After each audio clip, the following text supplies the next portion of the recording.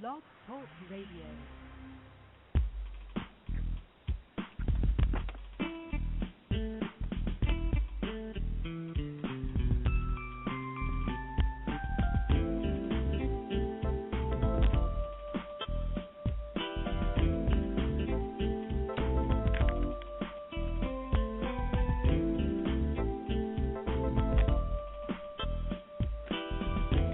Hi, everyone, and welcome to Franchise Interviews, where for over 4 years we've been asking the entrepreneurs who want one. I'm your host, Marty McDermott, with my co-host, Don Johnson.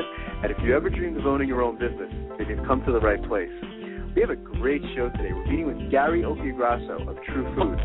And TruFoods is a family of franchise concepts like Pudgie's Famous Chicken, Wall Street Deli, Arthur Treacher's Fish and Chips, and Ritter's Frozen Custard. And that's coming up on segment 2 of Franchise Interviews. So stick around because we got a great show.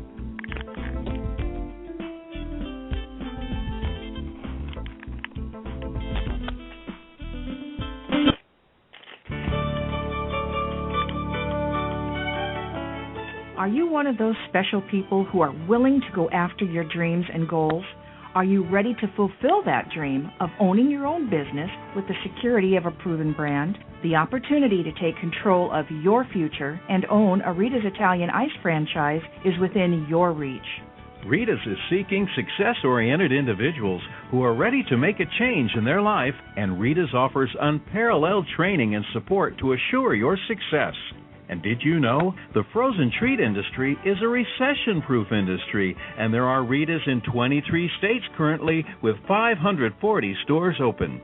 Rita's Italian Ice has been around for 25 years and is listed as a top-performing franchise by the Wall Street Journal. Now here's the really good part. Rita's Italian Ice is a unique and amazing taste treat. It's smoother than a snow cone, and it combines ice with real fresh fruit. The real fruit adds dramatically to the taste, and it comes in over 40 flavors. The ice and fruit are mixed on site and made fresh daily, and it is delicious. You'll want to know more about this exciting and successful franchise opportunity. Go to www.ownaritas.com and get all your questions answered. That's www.ownaritas.com to take control of your dreams and future today. You don't want to wait any longer to be a part of this adventure. www.ownaritas.com.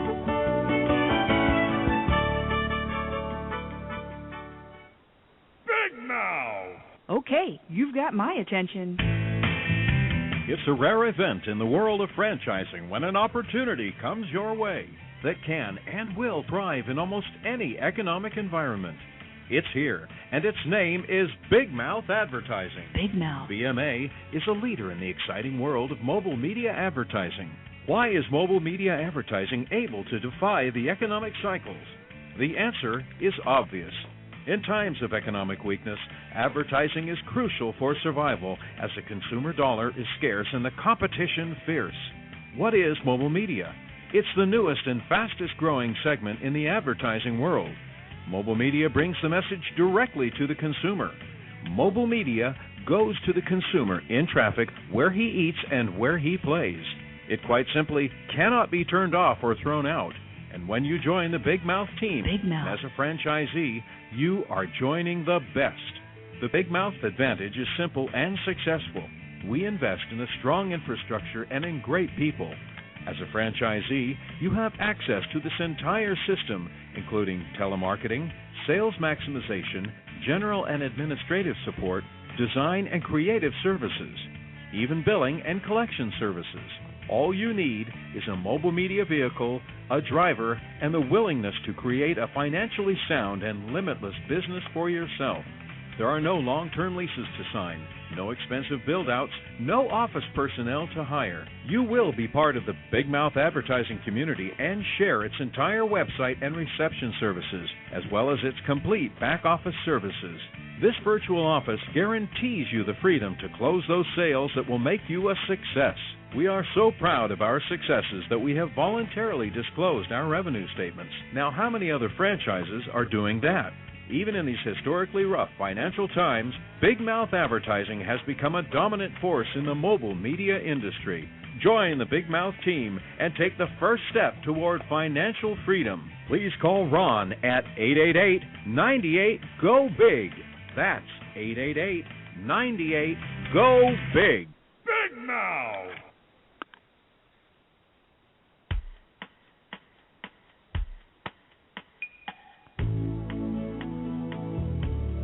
Hi, everyone, and welcome back to Franchise Interviews, where we're asking the franchipreneurs who own one. I'm your host, Marty McDermott, with my co-host, Don Johnson. And if you ever dreamed of owning your own business, then you've come to the right place. How you doing today, Don? Welcome back. Yeah, I'm doing well today. Marty, how about yourself? How's your week going? Good. Another busy week. You know, it's amazing. We're slowly approaching the holidays, Don, you know, so it's exciting. I think the rest of the year is going to go by fast for us, isn't it? Yeah, my son last night and this morning is already starting to count down the days to Christmas. It's a little too early. I know. You were saying like 39 days, and a couple of days ago it was 42 days, God. And now it's Thursday, and that means 39 days. And, I mean, I don't even know myself. Oh, that's funny. Well, it was funny because my son, you know, he's 3 years old now. He started watching all the Christmas videos, you know, and we're already like, right. Enough already, you know. So we said, God, by the time Christmas comes, it's we're going to be ready for the New Year. That's for sure. So, but you know, let's just take one holiday at a time. Yeah, exactly. Thanksgiving first, you know. So exactly. But our last show, Don, we had a great show last week. Segment 1, we met with Tom Portisay, president of MFV Expositions, and Tom spoke about the show on the West Coast in L.A., and it sounds like it was going to be an exciting event. You know, we'll have to get some feedback, you know, from Tom or anyone on how the event actually went. Looks like there was a lot of industries there this year. Yeah, a lot of different industries, and I have spoken to a lot of people who were at the show, and you know, they're saying it was pretty good. Track maybe up from last year. There was more franchisor companies, like you said, a lot of different industries. Right. Still overall not to the level where shows were at, you know, maybe 4 or 5 years ago with overall traffic. But I'm sure you have certain franchisors who were very happy. Some weren't. Sometimes it takes time to see if some of those leads and prospects end up investing. But you know, the shows go on even in still tough times. Right, it's true. I mean, it's a long process, you know, and Tom gave a lot of great advice on the show as far as, you know, going prepared, and saying that he believes that the visitors to the show are more prepared in going to the shows today because they're either listening to our show, Franchise Interviews, or surfing on the Internet, you know, which I think is a good sign, you know, so I think that's fantastic. Right. So, yeah, I mean, again, we'll have to have him back, you know, before you know it, Don, we'll be back in Washington, right, at the show in Washington. So it's which is always a fun event to go to. We also met with Jack Bodorak, CEO of Marco's Pizza, and we met with Kevin Wilkerson, area representative of Marco's Pizza. And headquartered in Toledo, Ohio, Marco's Pizza is the fastest growing pizza company in the U.S. That's amazing, isn't it? I mean, it's a pretty bold statement. Right. That was based on the number of stores signed into developments since, I guess it was 2007. And Marco's was founded in 1978 by Pat Giamarco. And it kind of reminded me a bit of the McDonald's story, you know, where Ray Kroc kind of approached the McDonald brothers and said, let's franchise this thing, and they didn't want to do it. And I don't think Pat wanted to do it either. He didn't want to franchise it, so he let Jack do it. You know, so it's kind of like a similar story, I think. And these guys, they're not looking to become number one. I mean, Jack was saying, you know, he'd be content being the number 4 pizza franchise in the country. So, do you have any thoughts on last week's show with those guys? I mean, again, that was the second time we had them on the show, so we're trying to bring some old guests back to the show, just like we're doing today with Gary. Right. Yeah, I mean, it's a reasonable goal. I mean, certain pizza brands just can't be caught. They're just too big. But being number 4 is really impressive, and I'm just impressed by their growth during these last couple of years when many franchisor companies have a hard time building and adding franchisors because of the economy and people wanting to wait and people having trouble with financing. So it's interesting, and I've had their pizza, so I know it's good. I know why they're growing. Yeah, I remember you mentioning that. I remember saying one of the shows you went to. I mean, there's a lot of different pizza franchises at the shows. Sometimes it's like 5 or 6 of them. So you do get to sample some different ones and kind of compare. But this pizza, from what I understand, is a little different. I mean, it's high quality. It's not, hopefully, like I'm seeing, like Domino's isn't listening, or some of those other pizza places where it's, not as high quality. So I understand once you try it, it really is spectacular. So they did a great job. And again, we're going to continue to watch them as they continue to grow, and again, have them back, in the future. I mean, it's amazing booking shows down. I'm just looking at the upcoming schedule here. We have Michael Gerber, who's going to be our guest on the 4th year anniversary show, 200th show. That's just in 2 weeks, if you can imagine. We have the Goddard School, and I know you're familiar with those guys. Right. Ronnie Deutsch, Game and Ride, and America's Swimming Pool Company. And there's another one in the end of December. So we're booked until the end of the year. So we're going to start booking shows into 2011 now. So it's going to be a fun rest of the year. I'm looking forward to the guests, and particularly Michael Gerber. I mean, he's amazing to have on the show, isn't he? We'll have some other guests on that show, and that's just in a couple of weeks. I can't believe how quickly that's coming up as we head into the Thanksgiving holiday. So, as always, a nice, diverse group of different business opportunities in franchising. So I'm sure we'll continue to build the archive, and should be an interesting one with that swimming franchise.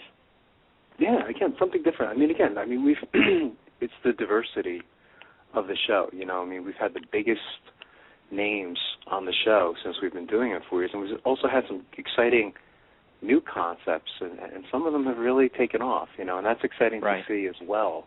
So that's fantastic. I know you had some great articles this week, and we never have a chance to cover all of them. You kind of give me a hint as far as what the article's about, and I always want to hear them. And so what do you got this week? Yeah, let me get to this one, but remember we're having Gary Occhiogrosso on the show coming up in a few minutes, TruFoods, and they have a few brands, and he'll talk about a few that they've had to help turn around that fell on some hard times. A really interesting story, and we've had Gary on before. He's a friend of the show, so that's excellent. Here's something, Marty, Pasadena Star News. Franchising offers business independence with support. This is by Kevin Smith.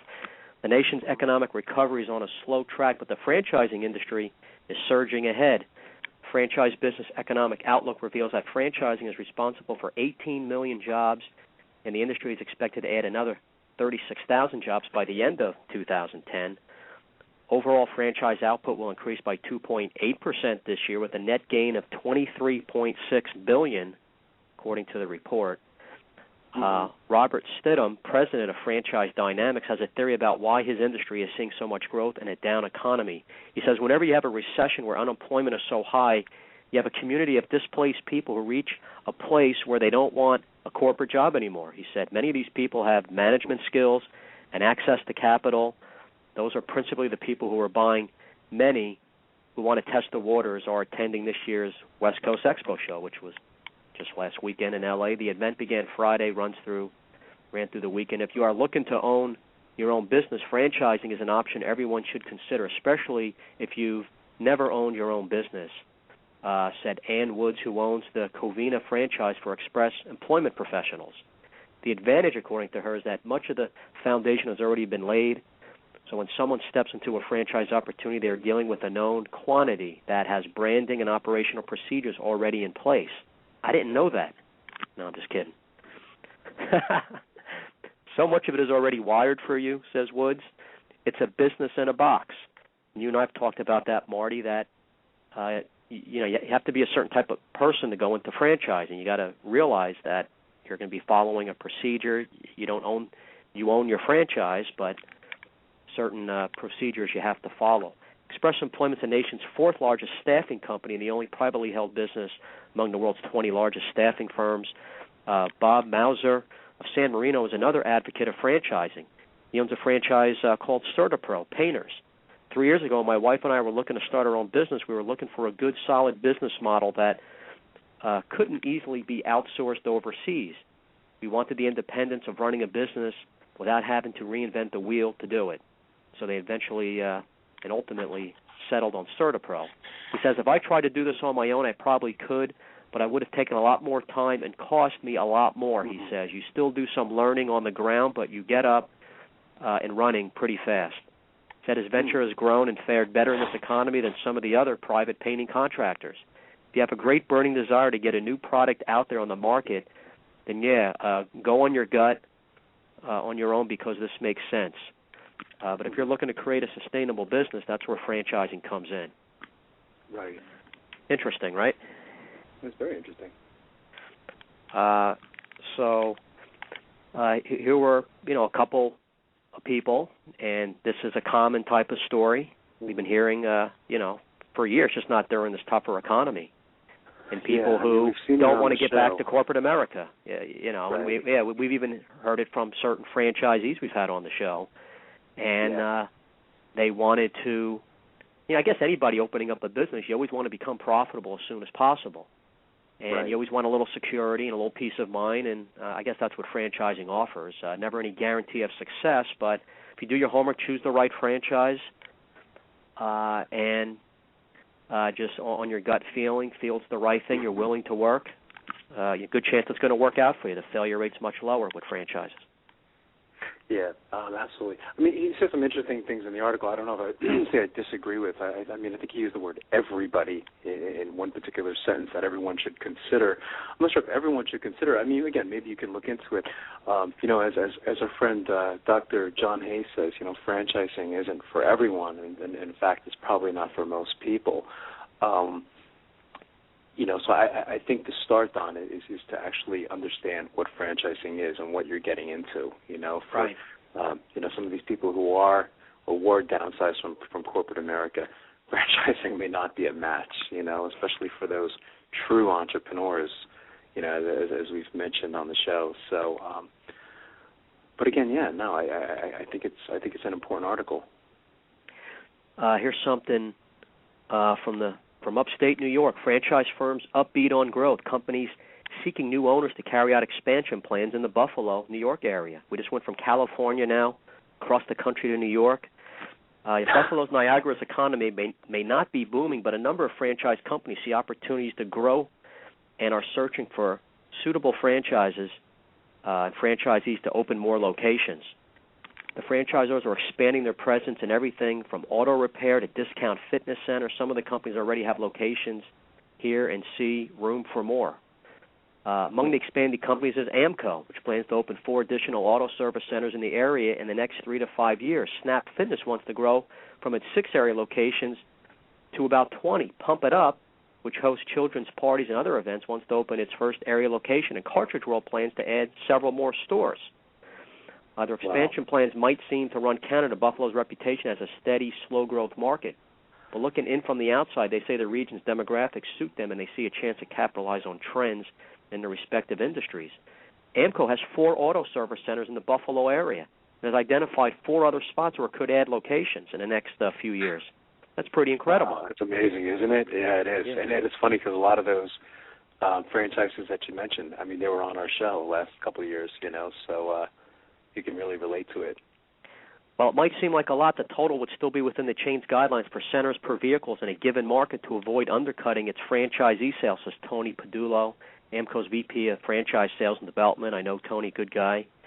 He says the Pennsylvania-based AMCO has to find the right match, he says. It doesn't mean we open centers just because we can.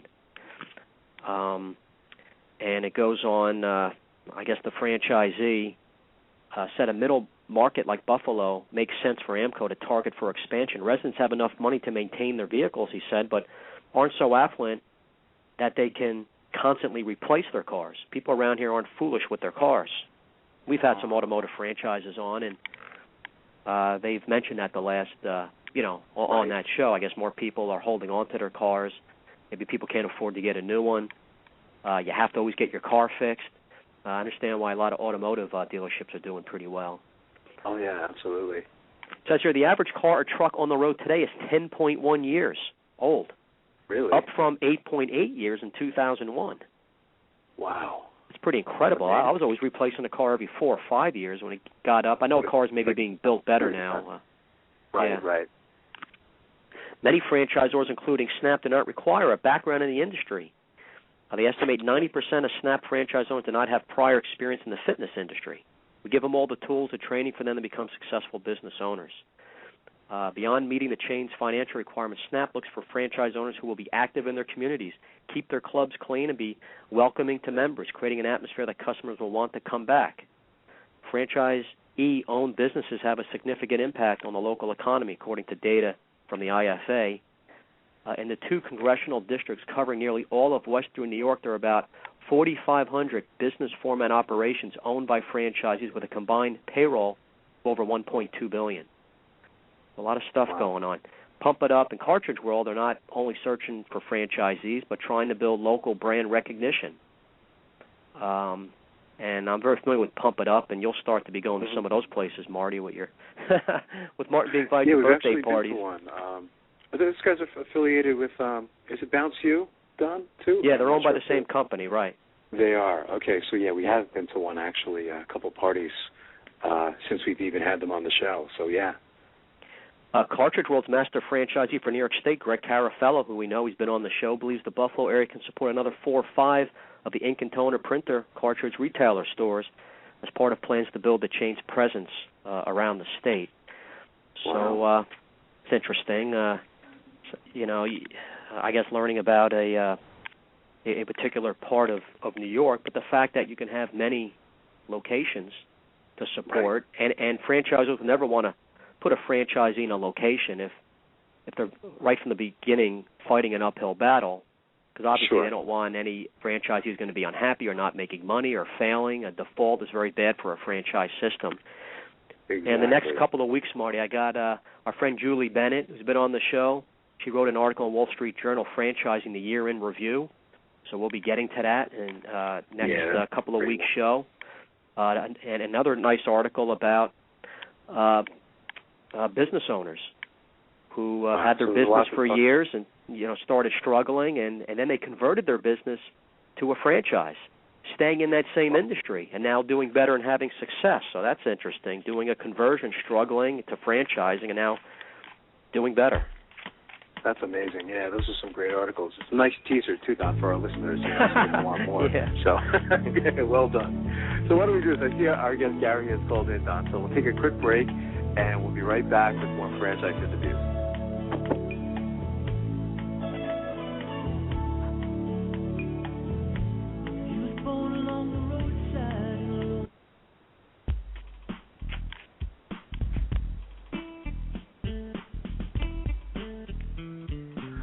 Coming up in segment 2, there are a family of franchise concepts that include Pudgie's Famous Chicken, Wall Street Deli, Arthur Treacher's Fish and Chips, and Ritter's Frozen Custard. We're meeting with Gary Occhiogrosso of TruFoods, and that's coming up on Franchise Interviews.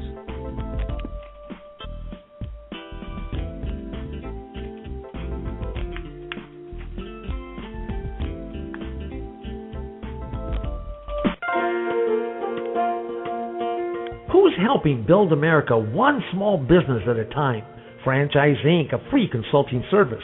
For years, Franchise Inc., a national company, has been helping people franchise their business concept and help folks like you own a franchise. With over 2,500 franchise systems out there, it can be awfully confusing.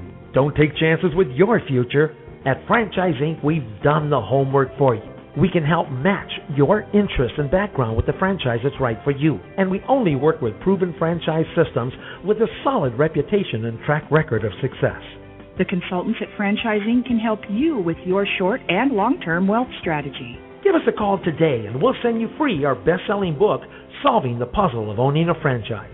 Remember, it's not just owning a franchise, but finding the right one for you. Call us at 800-961-0420 for a quick consultation to discuss what's important to you, your business, and your future. The service is free. The book is free. What do you have to lose? Find the business that's right for you. Call Franchise Inc. at 800-961-0420.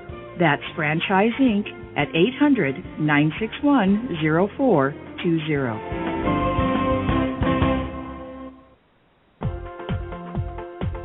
Need a business loan? Talk to Diamond Financial Services, the experts in franchise financing nationwide. Whether you're looking to start a franchise, acquire an existing franchise, or expand your territory through opening new locations, Diamond Financial stands by your side start to finish. From pre-qualification to packaging and presenting your application to securing a financial commitment and through the loan closing process, Diamond Financial is there. While you're waiting, thousands of others are making their financial dreams come true. Don't wait any longer. Pre-qualify now by completing a confidential, no-obligation financial analysis. Let's face it, traditional banks just aren't in the business of financing small business. At Diamond Financial, we specialize in securing franchise loans from $100,000 to $3 million and equipment leasing up to $150,000. Let us help you get started. Go to www.franchisefunding.net or call 877-508-2274. That's franchisefunding.net, 877-508-2274.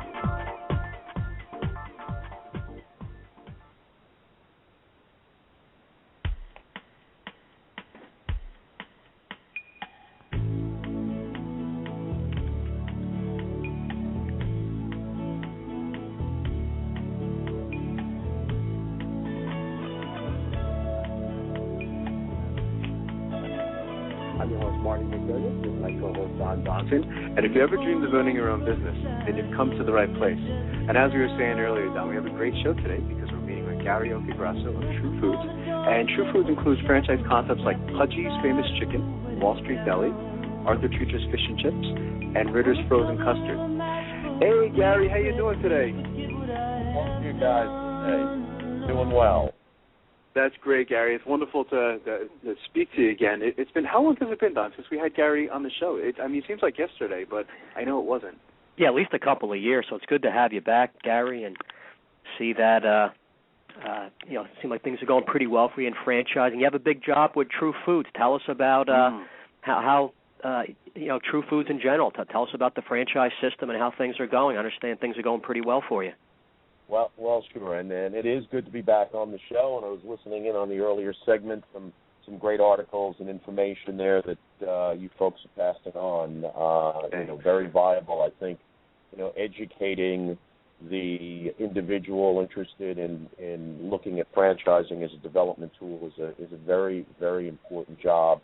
And I think you had mentioned earlier that some of the successes that franchisors have had at the trade shows is based on the fact that the attendees, the folks who are visiting those shows, are better educated when they walk in. So I'm a huge advocate of the education of the individual looking to purchase a franchise, because at the end of the day, I think it helps folks like me. It helps franchisors select what I'll say are better franchisees, and I don't mean better people, but a better fit for the concept.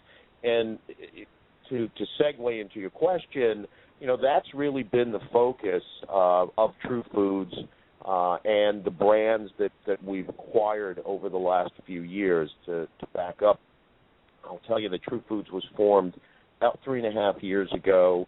The CEO of our company put together a management team that is very well-versed, very experienced, not only in the franchising business, but in the restaurant business. And restaurants are the industry that TruFoods focuses on. Earlier in the earlier promo, you had mentioned Pudgie's Famous Chicken and Arthur Treacher's Fish and Chips, Wall Street Deli, Ritter's Frozen Custard. Many familiar names in specific markets, concepts that grew, some that grew too quickly and then perhaps receded, others that didn't grow out to their full potential. And that's our focus at TruFoods, to find those brands that have, what I call street credibility, street cred.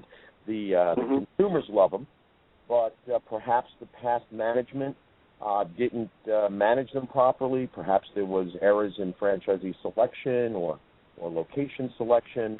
And we come in and we acquire those brands, and then we apply what we would refer to as best practices in the franchising business and in the restaurant business, and look to give our franchisees all the tools that they need to become successful in that particular brand.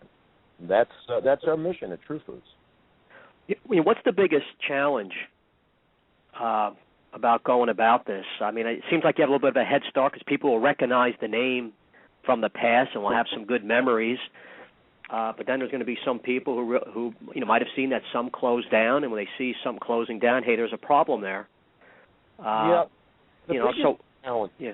I'm sorry. Go ahead. Were you finished? No, I was just gonna, you can go ahead and answer as far as what have you seen since you've been there, Gary, and what's been the most challenging aspect? Maybe something you didn't realize when TruFoods brought you on. Well, it's a great question. I can tell you the biggest challenge that we faced, and I'm sure many franchisors that acquire brands, the biggest challenge is gaining the trust and getting buy-in from the franchisees that you acquire who were left over, so to speak, from the former management team. Because their point of view is that the franchisor didn't help them enough. They had limited services, got limited service from that franchisor. And the question is, when I'm sitting and meeting with a franchisee who was already in the system when we acquired the brand, the biggest challenge is looking that individual in the eye and answering the question that they often will ask me, and that is, why are you different? Why is this going to be different now that TruFoods LLC owns this brand as opposed to, XYZ franchisor? And, we can talk a good game, and we can put a lot of words into the atmosphere, so to speak, but at the end of the day, the franchisee needs to be shown. We need to garner credibility by having small victories along the way and gain their trust and gain their buy-in, because, quite honestly, I don't believe there's a franchisor in the world that can be successful without successful franchisees who are committed to the brand and have bought into the systems and the methods that the franchisor wants to apply. So that's certainly the biggest challenge, winning over the franchisees. So it was really back to basics with you and your associates getting in there, really back to basics to across the board marketing, making the franchisees happy and seeing them do better and them believing. And when as far as bringing on new investors, I mean, I kind of look at this. I was just thinking while you were talking, it's like a college team that's not doing well. Even something like Rutgers, they have a new coach. He's bringing in some good quality players, recruits. He's selling a new vision, and I guess, but you have to build a foundation. You have to have a new investor, a franchisee. Just seeing they start having confidence that they see from top to bottom, from management to new procedures put in place, to franchisees doing better in sales, and just a feeling of togetherness in a team. Now, I guess that's what you're trying to build, and it seems like that's what you're doing so far. Yeah, I mean, there's obviously numerous steps that you have to take in order to be successful at that. I think the steps that we at TruFoods take really are to walk the walk, so to speak. It would be one thing for me or our chief operating officer to sit down with franchisees and, preach to the franchisees about what they should be doing and how to do it. It's another thing entirely for the company, for TruFoods, to make a financial commitment to now open corporate stores in each of these brands. Most of them don't have a corporate store. So now if I'm putting money into the brand, if I'm opening up a corporate store and the franchisee sees the level of commitment on the part of the franchisor to actually be in the business that we're telling them to be in, then rather than sitting and preaching, we make our corporate stores successful. We follow our system, and I'm a big systems guy because I'm a student of Michael Gerb. And once that's achieved, there's really very little that you need to speak to a franchisee about with respect to following the system, because you can bring them into your corporate store, you can bring them into those ideas and those systems, and they just pick up on it, and they say, okay, I see it. You've invested money. You're following the system you want us to follow. You have a measured success result. Well, of course I'm going to follow that system. So I think you need to show them. You can't just tell them. You need to show them. And also the bottom line is, I mean, this is good, good product you have. I've had Pudgie's chicken. It's excellent. All these products are it's just good food, but there's more than just having good food. The price has to be there, the service, the experience of what people really want to seem to get now so they can tell their friends and family. But that's a good starting point, is that it's good product. Absolutely. Yeah, no, it's a good point. It's interesting. It's a great point that you make. If you follow or if you've read The E-Myth Revisited by Michael Gerber, he talks about innovation, quantification, and orchestration. There's a lot of moving parts. Very often, especially in the restaurant business, you find technicians, chefs, cooks, in this particular case, who open up a restaurant and they fail and they can't figure out why. And it's because they haven't applied all of the pieces, all of the reasons that make a small business successful. So, true, you need to have that great product. And I think I've said on your program at one other point that a good franchise system is very much like a three-legged stool. You have concept is one leg, the franchisee is the second leg, and the location is the third leg if it's a bricks-and-mortar business. And if any one of those are off, it's going to fall over. So what TruFoods looks for is that right blend of franchisee, the right locations, but also the right products. You mentioned Pudgie's Famous Chicken.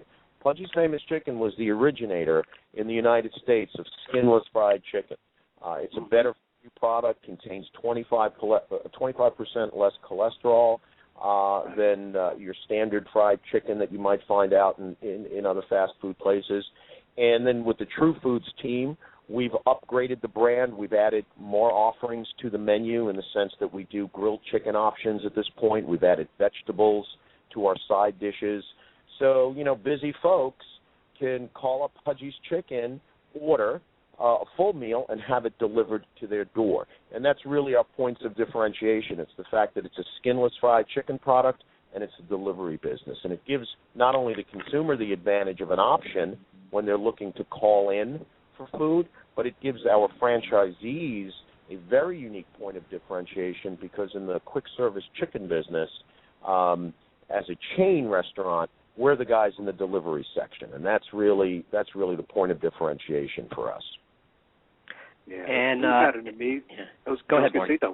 We were talking before the show, Gary. I mean, the reaction that we've had towards, a lot of people asked Gary who's going to be on the show. And when I mentioned to my dad and my wife and a couple other people, I mentioned the name Arthur Treachers.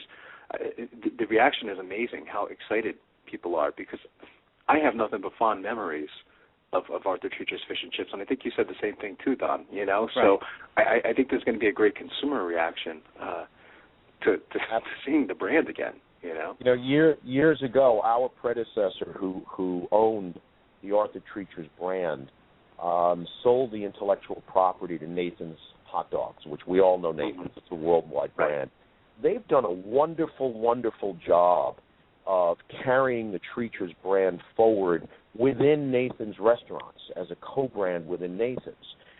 We retain the rights to franchise it in particular states, Ohio, Pennsylvania, Indiana, to name a few. But one of the things that we've been able to do over the last year and a half with the good folks over at Nathan's is to create what's now known as a branded menu program for Arthur Treacher's Fish and Chips, so that all of the Pudgie's units that are open and the new ones opening, and we have five new units opening, by the way, and we've only relaunched the brand probably 6 months ago at this point.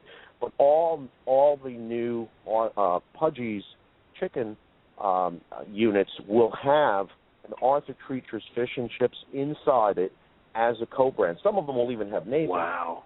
Arthur Treacher's Fish and Chips. It's interesting you mention that because and when I first landed at TruFoods about a year and a half ago, I was amazed. I was getting 20, 30, 50 emails a week from folks all over the country asking about Arthur Treacher's Fish and Chips. And I have the same memories of Arthur Treacher's that you do.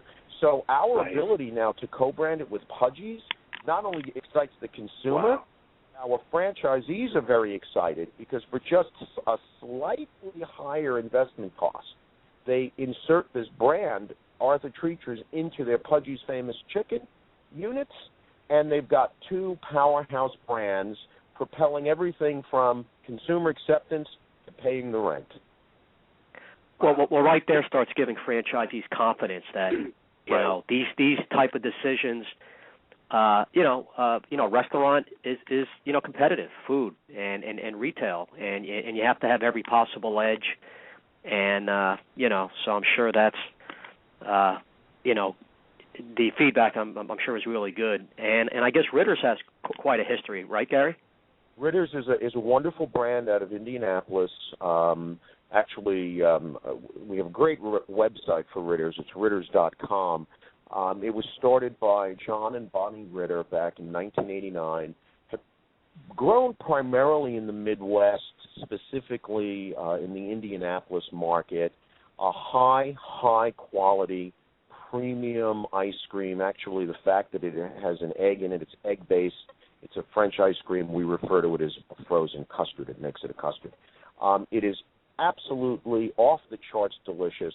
The business model over the years has changed, and we've evolved it and grown it to a new business model that's very exciting for our franchisees, which I'll talk about in a minute. But in the early days, the Ritter's Frozen Custard franchise was very much about franchisees buying a piece of ground, buying a piece of property and putting up a freestanding building and making a pretty sizable investment, 20, 25 years ago with a freestanding building, walk-up windows, drive-throughs, things of that nature.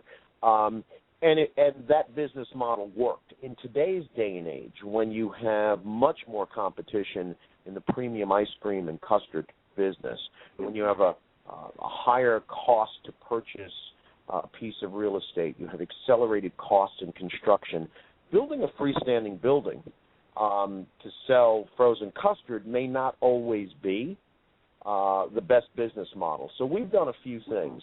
One of the things that TruFoods has brought to the table with respect to the Ritter's brand is, number one, we've co-branded it with Nathan's. So many of our Ritter's franchisees going forward will have the Nathan's hot dogs, the branded menu program, within the Ritter's unit. You can go into a Ritter's and sit down, which is very helpful in the Northeast and in the Midwest, where in the wintertime it's cold, and I'm not sure people are willing to sit in their car and eat ice cream. By the way, it's interesting because in our stores in Florida, the same holds true, but for the opposite reason. Sitting out on a patio when it's 95 degrees, the ice cream melts. Yeah, true. It melts. Having interior seating has been helpful. Moving to inline shopping center type units and end cap units with drive-throughs has helped the investment come from somewhere in the $700,000 range down to about $350,000.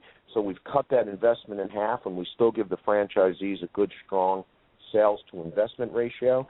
And the biggest innovation, we worked on this for the last year and a half, is to create a concept that we call scoop shops.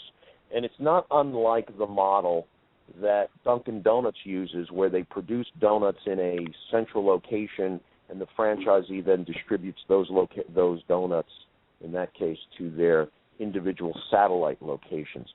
Myself, being a former Dunkin' Donut franchisee, looked at that model and said, we can produce great frozen custard in a bigger shop, but we can certainly produce enough product that we can distribute to various scoop shops that are owned by that same franchisee. So we have a unique business model, reduces the cost and increases their sales. It seems like, Gary, this has talk to us about site and locations. It seems like these can be good in airports and near colleges. I mean, really anywhere. But is there any specific type of location you're targeting for any of the brands you think would be like an A type of location for your franchisees? Yeah, and obviously all markets are different and all brands are different. I mean, certainly what drives Ritter's are neighborhoods and families who go out for ice cream. It's more of an event than just simply having frozen custard. There's a lot more to it. I think the brand that we own that has the most interesting backstory, if you will, with respect to locations, is our Wall Street Deli brand. And the Wall Street Delis grew up in the 80s and in the 90s in essentially what we refer to in the industry these days as non-traditional locations. They were opened typically in the lobbies of office buildings and in effect became the cafeteria for those office buildings, serving breakfast and lunch, good quality sandwiches, a hot entree, soups, salads, a great variety of food. What we've done is we've looked at that model, and again, in 2010, the term non-traditional location takes on a much more varied form of location. So today, you'll find Wall Street Deli, for example, in the Atlanta Hartsfield Airport. You'll find it in Salt Lake City Airport. You'll find it in various hospitals in Cincinnati and Columbus, Ohio. And yes, you still find us in the office buildings. You'll find us in small retail centers in and around office parks. So the Wall Street Deli brand, the point of differentiation, in addition to the quality of the food and its brand position, has been its ability to tuck itself into an existing market and not necessarily competing with the sandwich shop down the street. They're catering to a different market. Ritter's is a co-branded scenario where we can actually build a Ritter's that's 500 square feet. We put them in convenience stores. I mentioned earlier we have 5 new Pudgie's Famous Chicken units going up. 3 of them are in convenience stores. So I think being able to grab good locations wherever they are, being able to service consumers in different environments is really what's going to drive the franchising industry on the food side. I think it's going to drive it forward because maybe the biggest reason people use quick service food is because it's convenient. So you need to make it convenient. Right. And what are the types of and characteristics of franchisees you're looking for currently? And there must be some pretty good word of mouth, Gary. I guess you have people hearing about what's going on with the brands and calling you up directly. Probably have some of that going on. And then what's the type of person when you're speaking to someone, what is it in their background or, that you want for your future franchisees? Well, that's a great question, Don. And my website, franchisemoneymaker.com, which is an educational website, free to anyone to use, franchisor and franchisee, really exists to educate franchisees on not only the different types of franchisors and franchise opportunities that exist, but really to take a good look inward, to be able to find that mix of following their passion, but yet not being I thought one of you mentioned earlier that franchising is not for everyone, and I agree with that statement. The dyed-in-the-wool entrepreneur, the outrageously innovative, creative individual is probably not a good fit for a franchise system as a franchisee. They're probably better suited as a franchisor. That being said, you do want to find an individual that has the discipline and the ability to understand structure and systems, but has an entrepreneurial spirit in the sense that they're following their passion of business ownership in a field that they enjoy, that they feel comfortable in. I think that's pretty much the psychology behind it. The other pieces to what any franchisor would look for in a franchisee are very black and white, and that is, does the individual have the right skill set in their background? Do they have the financial ability to open up a franchise unit? Is the market available? I think those are just very binary, if you will, on and off situations. They either are or are not.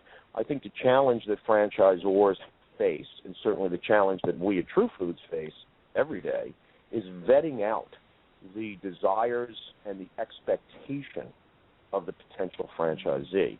Because if you can't manage that expectation, chances are, no matter how successful the individual may be financially, they will still be unhappy.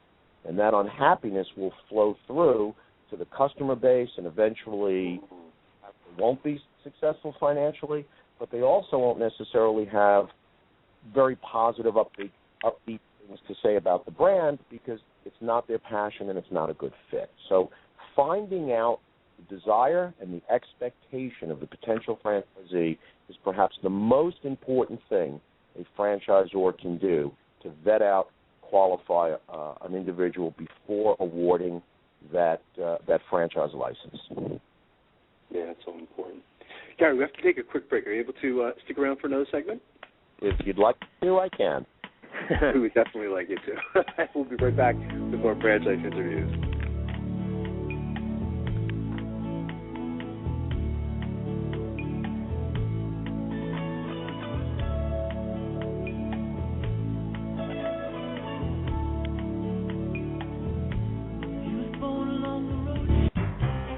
Franchise Interviews.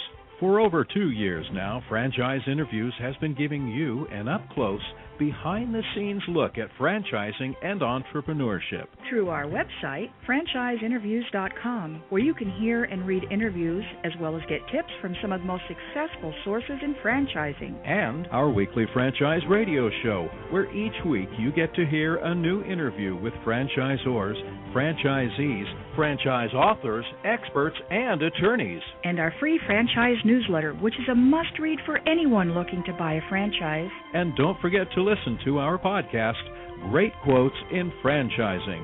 For more information, go to franchiseinterviews.com or call us at 610-905-2919. That's 610-905-2919.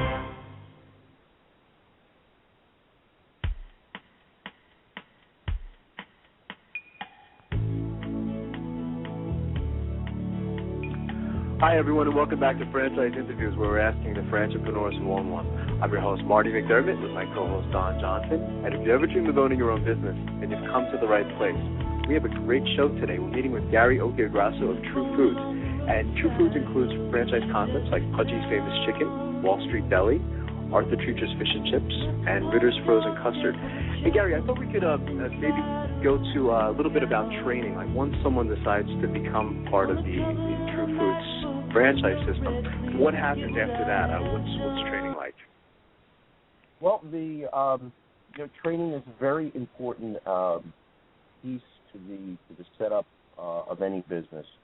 We take it very seriously. When we purchased these brands, we took a good hard look at the training modules and training programs of each brand, updated them, revamped them, really started to drill down on the pieces that were giving our existing franchise community difficulties, looked at the system to see if there were parts of the system that were difficult to execute and how we could work around that.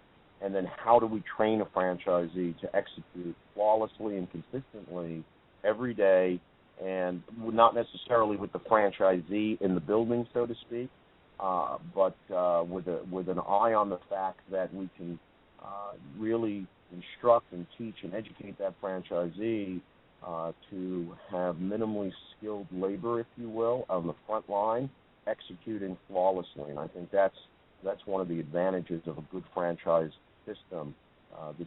The training and the system itself allows the delivery of the product, so to speak, to the end user, to the consumer, to be consistent and of high quality, whether a 17-year-old is operating that system or a 50-year-old is operating that system. So training very seriously at TruFoods. Our what we call the initial training, which is in-store and classroom, very hands-on, very aggressive, in the sense that our franchisees are put to work. That's a 2-week training program, but it doesn't stop there. When someone successfully completes the initial training program prior to their opening, our RDO, Regional Director of Operations, our opening team, are very typically in the field with that franchisee anywhere from another 7 to 14 days prior to their opening and then at their opening. And the purpose for that is twofold. First, we assist the franchisee in selecting their employees.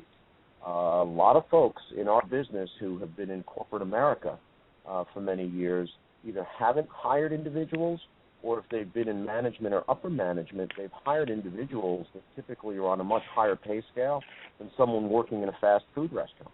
So their ability to understand that mindset and what might be appealing and how to manage and coach that 19-year-old individual who, working in a quick service restaurant is an entry-level job, it's a whole different skill set.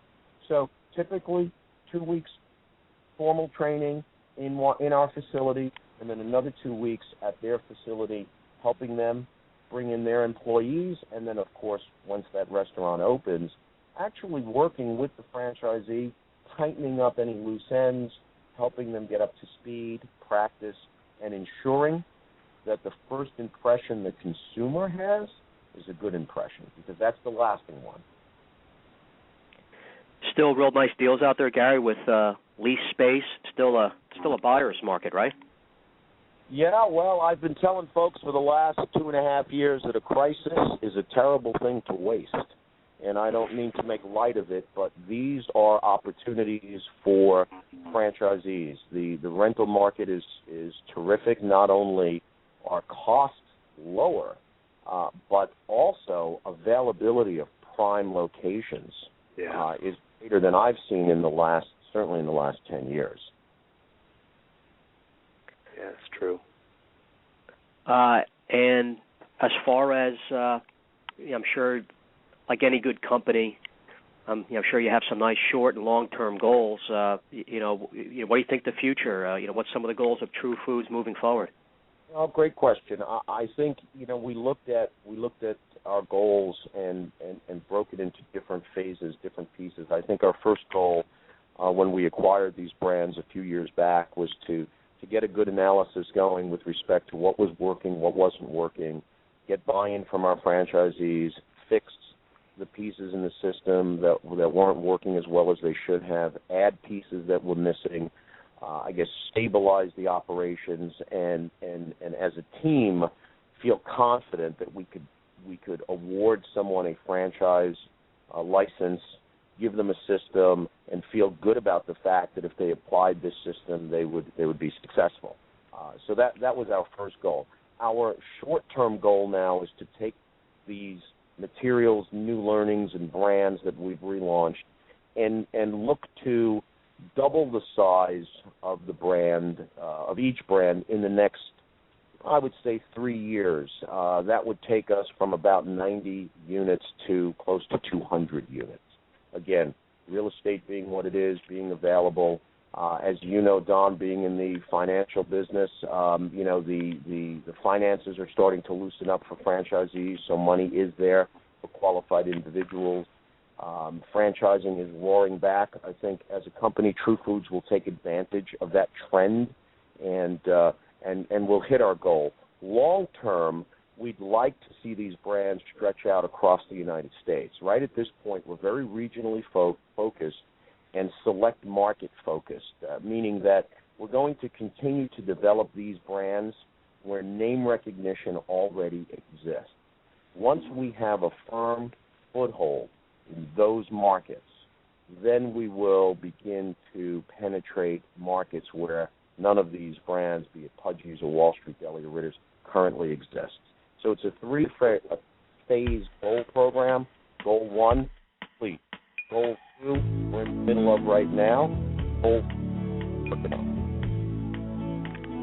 Oh, Gary, we have about 30 seconds. What's the best way for our listeners to get more information on TruFoods? Are there any websites, any numbers that they can call? TruFoods.com. There's swing in the word. It's TruFoods.com. Yeah. Foods.com, and you can see me.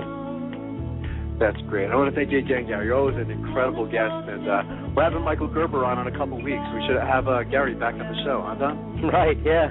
Big fan. We all are. That'll be fantastic. Well, thanks again, Gary, and we'll talk to you soon. I appreciate it. Thank you. Take care, Gary. Great job. Thank you.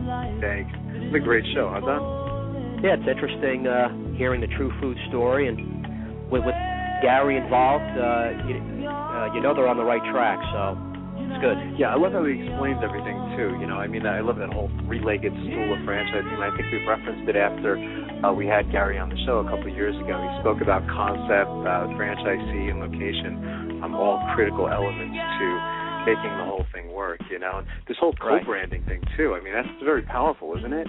Oh yeah, what's going to go on with that company. So it really is amazing. A lot of people are excited, with these names. I know I'm excited as a consumer, to see some of these names back, in my area. So definitely, it's exciting. Let's keep our eye on TruFoods, and we'll have Gary back in 2011 as they grow. Yep, definitely. So good job on segment 1 today, Don. And for our listeners, go to franchiseinterviews.com, where you can hear almost 200 shows in the 4 years that we've been doing the show. And go to gofranchise.com, franchisefunding.net, and I'll be talking to you next week, Don. Sounds great, Marty. Have a great day. Thanks, everyone, for listening. Take care.